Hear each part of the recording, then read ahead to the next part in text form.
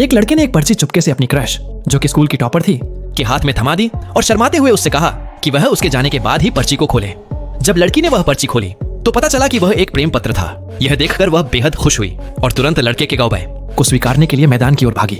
लेकिन जैसे ही वह वहां पहुंची, उसने देखा कि वह लड़का स्कूल की सबसे खूबसूरत लड़की को गले लगाए खड़ा है।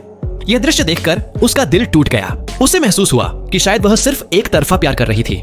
इस गहरे आघात के बाद उसने तुरंत अपने पिता का फोन उठाया और उनके कहे अनुसार विदेश जाकर पढ़ाई करने का निर्णय ले लिया। पर लड़की यह नहीं जानती थी कि लड़का वास्तव में उसे मैदान में प्रपोज करने ही बुला रहा था।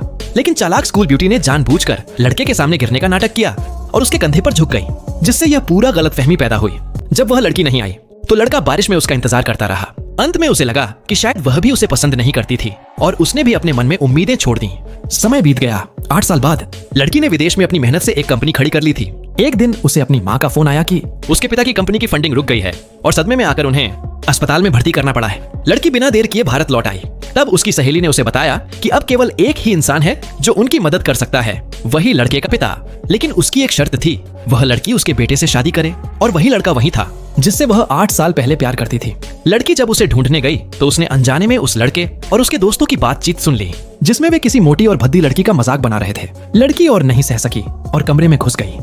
लड़के के चेहरे की रंगत बदल गई। उसके दोस्त यह सोचकर चौंक गए कि इतनी सुंदर लड़की को वह मोटी और भद्दी क्यों कह रहा है। लेकिन तुरंत ही वे सब माहौल की गंभीरता को समझकर वहां से चले गए। तब लड़की ने सीधे बात करते हुए कहा कि उसके पिता ने कह दिया है कि यह शादी सिर्फ 3 साल के लिए होगी और 3 साल बाद वह तलाक लेकर हमेशा के लिए उससे अलग हो जाएगी। वह यह भी कहती है कि यह सिर्फ एक कॉन्ट्रैक्ट मैरिज है जिसमें वे एक दूसरे की निजी जिंदगी में दखल नहीं देंगे। फिर उसने एक पहले से तैयार किया गया प्री नप्चुअल एग्रीमेंट, शादी से पहले का समझौता उसके सामने रख दिया। उसे यह नहीं पता था कि वह लड़का अब भी उसी से प्यार करता है और इतने सालों से उसी का इंतजार कर रहा था। इसलिए अब जब शादी का मौका मिला तो वह इसे हाथ से नहीं जाने देना चाहता था। शादी के बाद वह खुद उसके फोन में अपना नंबर सेव करता है और कहता है कि वह अपना सामान पैक करके उसके साथ रहने आ जाए। यह सुनकर लड़की चौंक जाती है।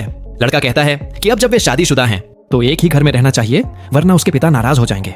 लेकिन तभी लड़की को अपनी सहेली की बात याद आती है कि यह लड़का बहुत प्लेबॉय है और उसके इर्द गिर्द हमेशा लड़कियां रहती हैं। यह सोचकर वह लड़के को रोकती है और कहती है कि उसकी नींद बहुत हल्की है और अगर वह हर रात 10 बजे तक घर नहीं लौटा तो फिर उसे उन लड़कियों के घर जाकर सो जाना चाहिए। वह यह राज किसी से नहीं कहेगी।